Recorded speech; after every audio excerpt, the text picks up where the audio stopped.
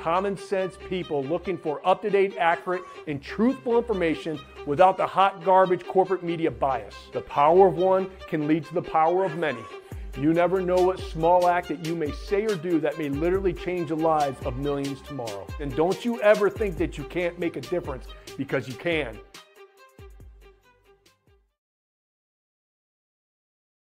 Good morning, my fellow Michiganders. Good morning, my fellow Americans. Welcome to the Grassroots Army Podcast.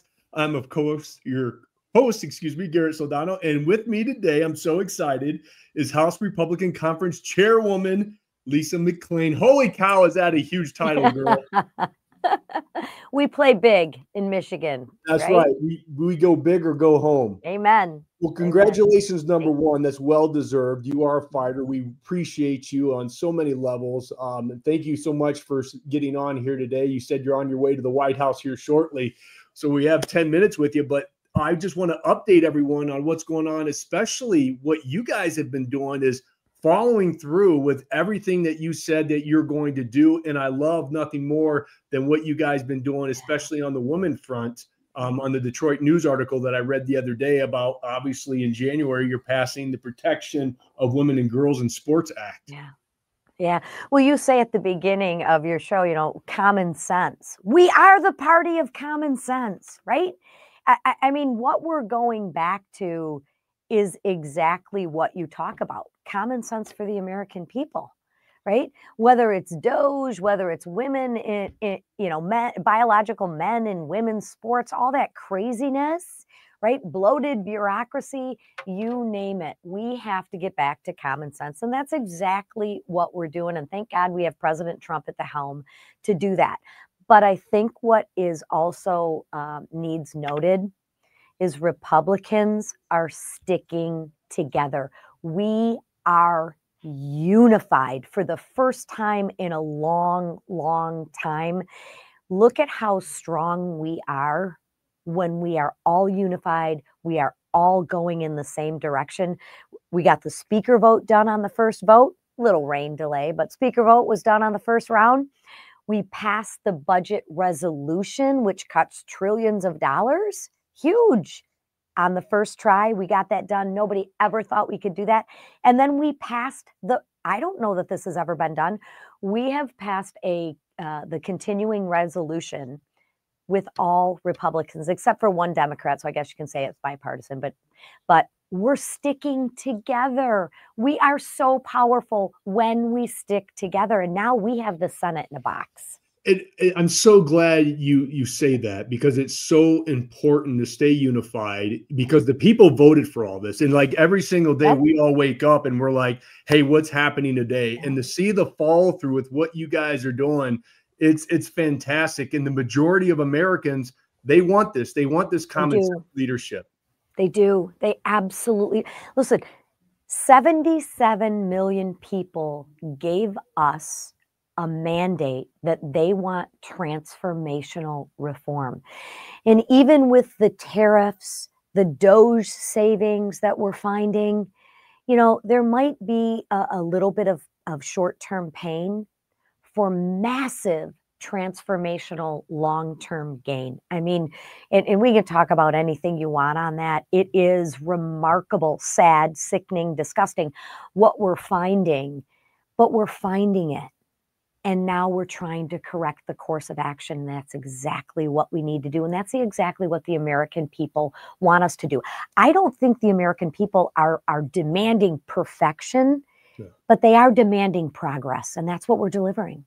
And action, and you guys are doing it straight up. And I want to get into a little bit of Michigan politics now, because obviously we lost a crucial Senate seat in this last election by a little over 19,000. And I posted something yesterday on X, and I'm very frustrated with what the product that we have is Alyssa Slotkin in there. And it's very hard, as you are well aware of, to unseat an incumbent, especially here in the state of Michigan. And so with this unity message, a lot of people, unfortunately, voted for President Trump and just did not vote for Mike Rogers. And look, Mike Rogers wasn't my first choice. I like Dr. Sherry when she was running, but when Trump endorsed Mike Rogers, I got behind Mike because we needed that unity. And we have to get away from this mentality. And for some reason, the state of Michigan, people are still stuck on this. Well, if I don't agree with you 99% of the time, I hate you, I attack you, and I'm not going to vote for you. And that costs us a vital Senate seat. It did. What do we do differently this time around? How do we take this unity message to get these folks who have decided not to support Mike to support the next, primary candidate? Yeah. Do you like winning? That's what I ask them. Do you like winning? Yes. I like winning. That's what I know I'm a fighter, but you know what I bet I like better than fighting? Winning. Yeah. Right? We're winning when we have the three branches of government, the House, the Senate, and the White House. Look at what we can do. It's amazing, right? It's not perfect. Everybody's looking for that perfect. You're not going to find perfect, right? But find the best conservative you have. So really, you would rather have a Democrat in office who is going to vote against us 100% of the time than have a conservative in office that you agree with 90% of the time. But he's not 100%, so I can't do it. I like winning. If you want to continue winning, we have to be unified, period. End of conversation. It's that simple. Well, I mean, that's perfectly well said, Chairwoman. Also, too, like obviously President Trump's pen's on fire, signing all these executive orders. How do we get Congress to get these things in the law just in case for some reason we don't win here in 20? What do we do? Yeah. Well, here's what we are doing, right? DOJ is doing a remarkable job, and they need to qualify, right? See what cuts qualify. Then they need to quantify them. Then we as legislators, we need to codify them and put them in law. Or exactly what you said, Garrett's going to happen is if, God forbid, we lose, I hope we don't, I don't think we will, but everything can be reversed. We need to codify these into law. That's what the CR does for us. It gives us till the end of September to take all of the savings. And we've only scratched the surface. Trust me on that. We have only scratched the surface. But take these savings and codify them into law to get a budget from the president that will actually spend less money than we did the year before to make permanent transformational changes. And that's exactly what we're doing. Look at what we've done in just a little over 50 days with President Trump being in office. I mean, my job is to keep the conference together. My job is to message as the messenger for the Republican conference. I'll go into a meeting, I'll come out of the meeting, and the reporter will stop me in the hallway and say, "Did you see what President Trump just did?" And I'll be like, "No, I didn't." Such a contrast from the previous administration.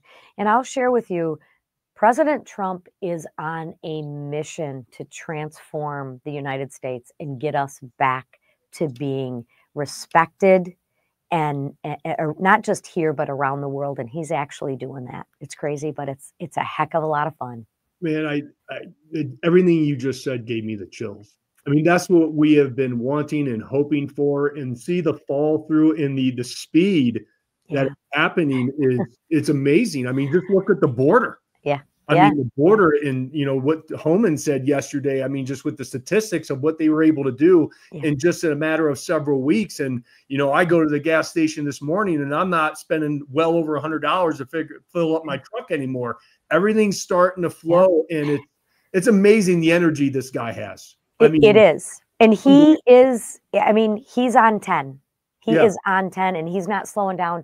And you know what? It's not, I just tell it, it's not going to be perfect. We have a massive mess to clean up. The economy, wars raging, you name it, spending. We have a massive mess to clean up. And what he's doing is, everyone's like, oh, you should use a scalpel, not a sledgehammer. Garrett, we don't have time to use a scalpel. But what I can tell you about the president, because I've had the opportunity to see him for about 6 times now, which I still think is funny, he's going to throw everything at the wall. And then if something isn't working how it's been designed to work, if we come in with facts, not our feelings, but if we come in with facts and data and share with the president, here's how my district is suffering. Here's some stuff that we need to make changes on. You know what he does?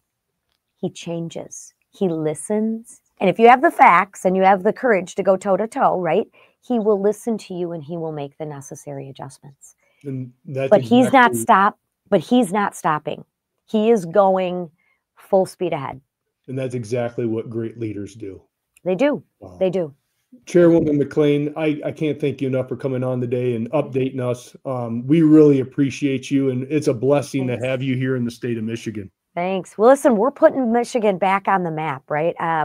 That's our goal. We have Jack Bergman on the steering committee. We have Tim Walberg as a committee chair for Ed and Workforce.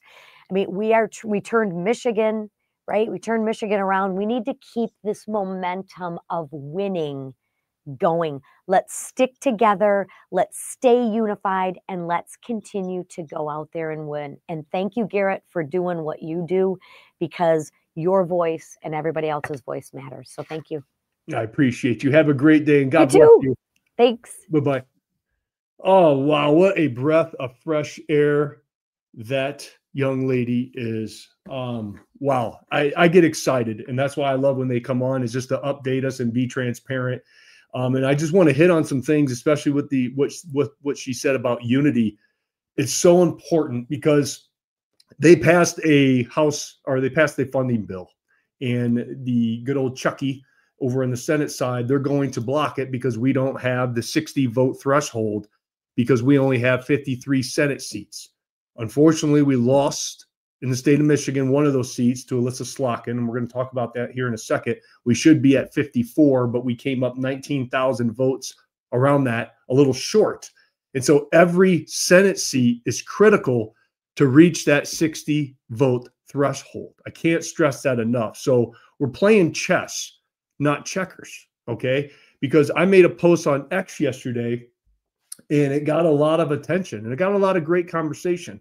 And I want to talk about that and analyze that, because I invited a young person on who was one of those people that did not want to vote for Mike Rogers, was willing to give that seat up to a Democrat and not vote for a Republican, which I wanted to have her on the show and talk about that decision, but she refused. And we're going to get into that conversation because I want to be transparent on how all this went down. So let's watch our senator here in the state of Michigan, what she said on The View. A feeling in the country. Yeah. I mean, I often say this, you know, we're about to turn 250 years old, right? We're still pretty young for a country. These are our like our angry teenage years, right? We are going through this push and pull where we're happy, we're sad, we want this, we want that. And what do you do when you have a teenager who's threatening themselves and others? You just try to get them through this period alive so that their brain can fully form and you can come back to kind of what Are a you country. talking about Trump? No, I'm talking about our country. We're pendulum swinging. We're pendulum swinging. And so for me, I think that I don't think there's a single American who feels like this is normal. Oh, to see that. And we're going to get into the conversation on X here. And we were so close getting that seat, just around 19,000, a little over 19,000 short of getting that seat. And it is frustrating to see, because old Alyssa Slotkin is not going to vote for us and on our side at all. Not one thing, I'm assuming. So let's talk about how this conversation, this drama, I'd like to call it, and I hate doing drama on my podcast, but I think it's very important, especially with another Senate seat that's going to become up for us here in the next election cycle. So I was obviously very frustrated with what she said on The View. And I said, for everyone who refused to back Mike Rogers from Michigan, how's that working out for you? Now we're stuck with this chick. Do you know how hard it is to take an incumbent senator out? Okay. It's very, very hard. Okay. So that statement did very well on X. Had a lot of people talking about it. And this young lady, Kristen, obviously was one of the people that did not vote for Mike Rogers. And she's been very vocal about that. And she commented on my thread, says, I worked my ass off exposing Mike Rogers' shitty and criminal record in Congress. While on active duty, I felt his blatant disregard for the Fourth Amendment. He made a joke about wanting to assassinate Snowden. Liberty advocates, Ron Paul Republicans, and independents highly opposed Rogers in Michigan. And when Trump endorsed him, I had to work harder to rope them back in to vote for Trump. Slotkin is awful, but we must send a bold message to stop elevating establishment darlings and puppets. The large group that opposed Rogers were also libertarians, independents, and the RFK Jr. supporters who are the same, who propelled Trump to victory in battleground states. They refused to back Rogers because they knew his congressional record long before politics became a trend for some. Some of us have been standing for liberty for nearly 20 years and have paid attention. Also, many of us are veterans and we're not willing to violate their oath to vote for a domestic enemy who violated our constitutionally protected rights. Okay? So, very powerful statement that she made. And so I said, quoting what she said, is Slotkin is awful, but we must send a bold message to stop elevating establishment darlings and puppets. Okay, that was her statement. And I said, you're entitled to your opinion. No one doubts your ability to voice it. But your failure to play the long game has already hurt our state and put our future at serious risk. If we don't dominate up and down the ticket in 2026, everything President Trump is fighting for will come to a screeching halt. Your refusal to work with moderate Republicans didn't just weaken our momentum. It handed the Democrats a crucial seat that will be very hard to take back. That's the cost of short-sighted politics. We can't afford to make that mistake again. Mike Rogers definitely was not perfect. I like Dr. Sherry. However, once Mike won the primary, I was willing to give him a shot. I'm not willing to let 20% of what I dislike about someone hand the Democrats 100% of the power, which I stand by that statement. And so she responded, this warrants a video response, which I will post later when I am home. I understand the long game, and I've been in this game a lot longer than you. Okay. And she says, and somebody posted, I've been getting chill vibes from him for about 3 years. How wrong am I? She says about me. And Kristen says, not a shill, just a narcissistic wannabe celebritarian. She has made that statement about me for years. And I said, here we go again. Here with the personal attacks and nasty comments. Keep being you, Kristen. Your divisive nature is only pushing more and more people away. Division has never built anything great, and it never will. Strong leaders unite. Weak ones will tear people apart, which I stand by that statement. And she replied, I'm not divisive. I tell the truth. And I was in therapy for years for being in a relationship with a narcissist, so I can spot the behavior. I haven't seen your following count increase in a while. Have you not brought more lately, or was that just a while ago? She has made comments that I buy my followers. And I don't even know how to do that, to be honest with you. And I would never buy followers for my platform, but she has made that statement about my platforms. So here's her video. I was going to wait until I got home, but I told you that this warrants a video response. Garrett, you are absolutely tone deaf and do not understand the bigger picture. I do. I've been in politics as an activist for 17 years now. I'm not saying that you haven't done anything to help. I appreciate the Facebook group that you started, but since then you've been taking a lot of credit for things you didn't do. Do not tell me that I don't understand the long game. I understand the long game. And that long game is the largest voter demographic that's coming up in 2026, 2028, and beyond are no longer boomers. These are people who get their news from TikTok, Instagram Reels, this app. They have short attention spans when it comes to gaining information, and they are very, very fiscally conservative. You're talking about a group of people that, unlike us, when we graduated high school, you could move into an apartment here in West Michigan for $485. Now it's $1,485. These people are being stuck with the debt of the Republican establishment spending before them. Where were you in 2012 when the RNC completely crapped on the grassroots? I was in Tampa, Florida. A lot of people that came back to cross over and vote for Trump were Ron Paul Republicans. And they are a large group of people. You need the libertarian vote, you need the independent vote, and yes, the moderate vote. There's a lot of moderates who lean right. They just disagree with Republicans on certain social issues. And I'm not even talking about abortion. If you want to win in the future, you need to understand what I'm telling you. And before FreedomWorks dissolved, they had all the data behind this, that approximately 44% of the voter demographic did not identify as Democrat or Republican. You need to get outside of your little Michigan bubble and look at the entire nation as a whole. I understand we're talking about Michigan elections, but I'm telling you right now, in Michigan and other battleground states, it is the people that I got to cross over with other grassroots leaders, even some grassroots leaders I'm not even friends with, and I can give them credit. They worked their ass off to get those people to come back over because they were not living free anymore. The former administration was impeding on their private life. These are people that didn't want government in their life. They actually called people like you and I statists. But they recognized that, especially through COVID, the government bled its dirty little hands in their private life. They are still registered to vote from previous issues. They always vote no on millages. They vote on everything to decrease taxes. And hey, maybe even legalizing cannabis in Michigan a few years ago. My point is, if you continue to demonize the very people that you need to carry you over in 2026 and 2028, you are the one that's hurting the party. I am helping the party. And I am so grateful for other national and local grassroots organizations who have worked with me and understand my reach and what I bring and the truth that I bring. I'm not a perfect person and I don't claim to be, but I have my hand all over the country and networking with other politicians, people, and grassroots organizations to get this information out there. And I am thankful for people like President Trump that recognize how important the libertarians were. He spoke at the convention, and so did Kennedy, and I know that former Libertarian Party chair Angela McArdle worked her ass off to get Trump to understand that he needs this new voter demographic to continue to win. So you are speaking to the wrong person, sir. Know your audience, because you are really, really misinformed on the future of this party. Okay. She had a lot.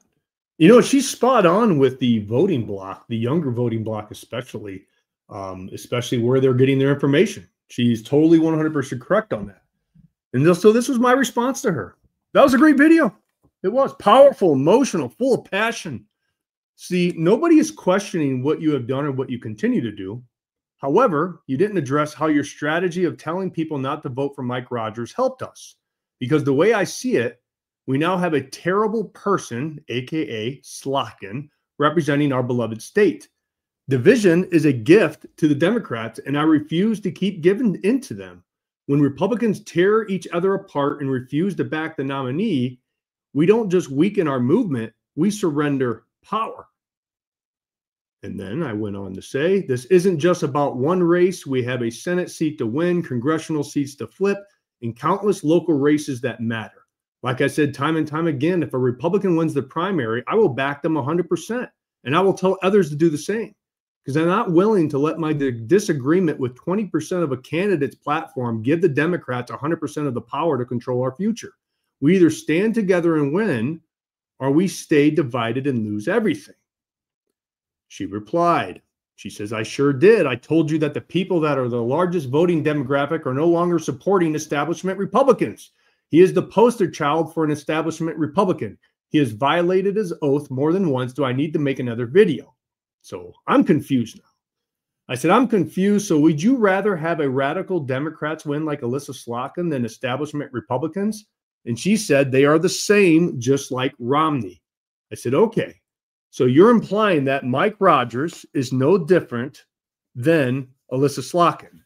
That it didn't matter who won because they are both cut from the same cloth, radical left Democrats, as I call them, and Mike was just acting like a Republican, a wolf in sheep's clothing.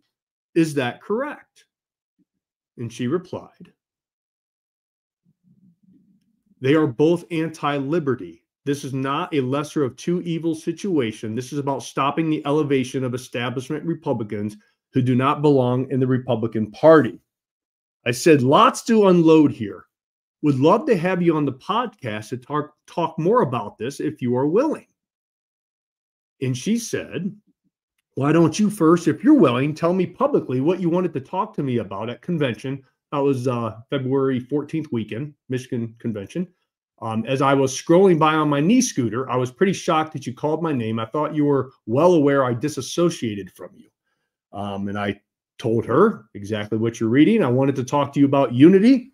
I'm willing to set aside every nasty thing you've ever said about me. and what she continues to say publicly, if it means we can come together to elect strong Republican libertarian candidates, because at the end of the day, this isn't about ego, it's about winning. I love this state and country just like you. We may disagree on candidates and approaches, but at the end of the day, I believe we want to accomplish the same things. But for the show, I'm interested in diving into this Mike Rogers analysis. And this is what she replied. That's a hard pass. Now you want to have a discussion about the people you've literally just criticized?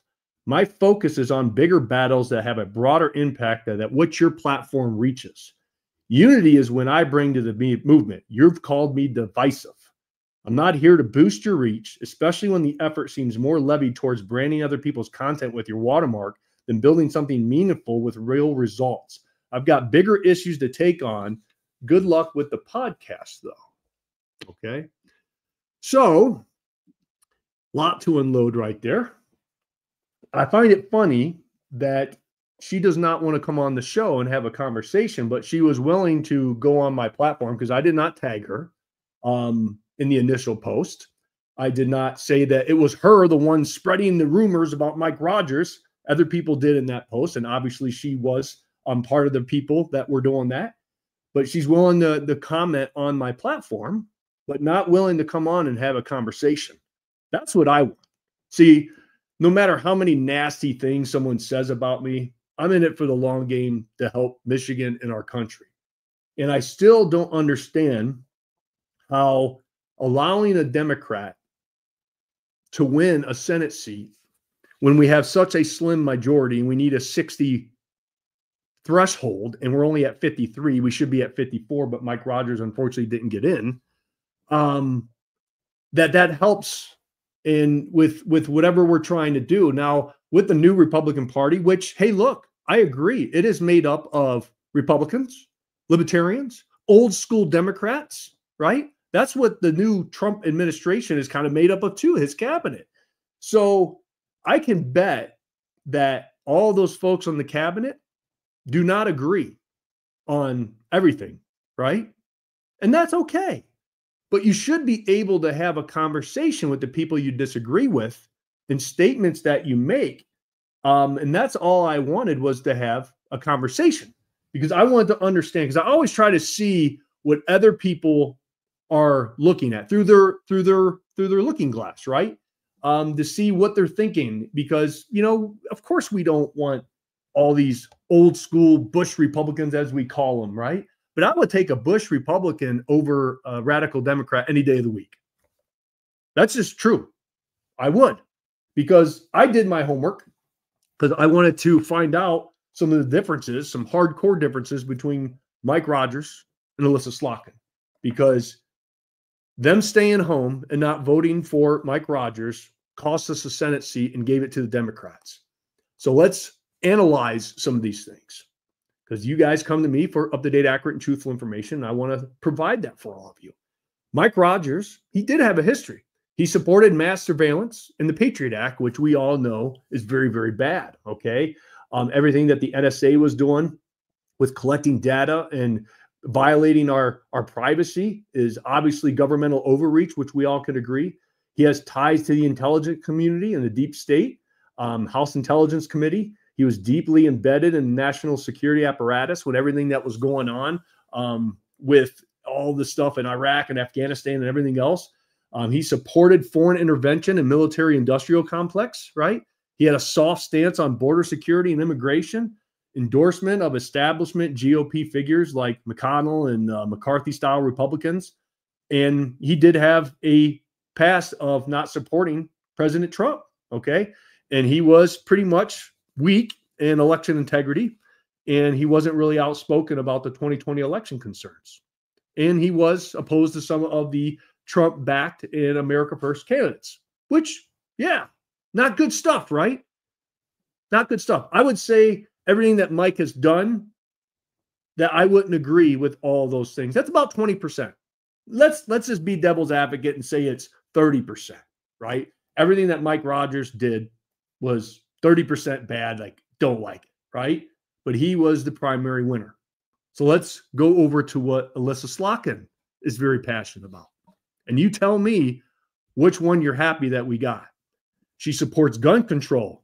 She's backed red flag laws, expanded background checks, and assault weapons bans. She has many on the right believe that she wants to disarm us, right? That's bad. She has ties to the intelligence community, just like Mike Rogers. Okay. She worked for the CIA and the Obama administration, which is big red flags for all of us. She supported Biden's border policies. She opposed efforts to crack down on illegal immigration. She encouraged illegal crossings. She was complicit in the ongoing of people just flooding our border. She backs the radical DEI and woke policy. She's been a strong advocate for diversity, equity, and inclusion. Also, everything with the women playing in, or men competing in women's sports, women's spaces she doesn't protect. She votes supporting Biden's spending and inflationary policies, She supported Ukraine and the funding. She still continues. She is obviously like her colleague, Governor Whitmer, with pro-abortion, extreme. She's soft on crime and supports anti-police policies. She wanted to impeach President Trump. She ran with the Democratic narrative that it was an insurrection. She supports censorship and big tech collusion, which is horribly bad because we finally, I feel, got a hold of that. So looking at all of that, I'm very unhappy with how that race turned out. I am. I'm frustrated. And when someone makes statements like that and refuses to come on and talk about it, because I want to see their side on why and talk it through, because it's very important that we hash these differences out because of 2026. There's another Senate seat. And just like Lisa McClain just said, hey, I like to win. And if we had that same mentality and we lose a Senate seat by 19,000, that's going to be another chink in our armor. And holy cow, what happens if they get some momentum and they actually take back the Senate by 1 or it's even? We can't have that. If everyone enjoys everything as much as I do, what's going on with gas prices falling, egg prices falling, right? Doge, everything that they're standing up for women now, common sense, everything that we're trying to end the Ukraine-Russia war, get America first. Some of these things, just like Chairwoman Lisa McClain said about the tariffs and stuff, it's going to hurt initially. It will. But in the long game, we're going to win. And I just feel that we just can't have that same mentality because we're trying to teach establishment Republicans that they don't matter anymore. Well, those times of accountability are for the primary. By all means, hold these SOBs accountable in the primary, hammer down, get the person, whoever you support, across the finish line, but all need to get on board after the primary and support the Republican candidates. If not, it's a vote for Democrats. It's a vote for Alyssa Slotkin, who we're stuck with now. Very frustrating. So I will always try to have people to come on here to have conversation. And usually what happens too is people are sometimes afraid to come on and have these conversations. I always tell trolls and stuff on my other platforms that, hey, if you want to back your stance, if you want to tell me why you support men and women's sports, by all means, come on my platform. Let's have a conversation. They never do. They go really dark really quick. And to make statements that my platform isn't big enough. Okay. I don't know what Kristen's platforms are. I don't follow her. She may have millions upon millions of followers, but I have several 100,000 people that follow me. So compared to her following, which I don't know what it is, if she has like 5 million followers, yeah, I guess I'm small potatoes having several 100,000 people follow me. But I think that's valid enough to come on and have a conversation. But to each their own. I'll continue to be me. I'll continue to take the hits. Never going to come on here and bash people's, what they've done and just continue to hammer on them personally. I'm just not that person. I'll hold people accountable. I'll hold people accountable for policy on what they've done, just like I hold Governor Whitmer. But I've never attacked people in that way, and I won't. It's just not me. So I'll continue to be me. And I'm sure Kristen will continue to be Kristen. And I do appreciate everything that she has done. Excuse me. And what she continues to do. She's a fighter. But man, oh man, if she can harness that energy that she has into something more positive, whew, I don't think that woman can be stopped. That's for sure. My humble opinion. But I hope you enjoyed the podcast today. Keep rocking, keep rolling. Until next time, God bless you. God bless Dane, Michigan. Of course, and always, God bless these United States. Talk to you soon.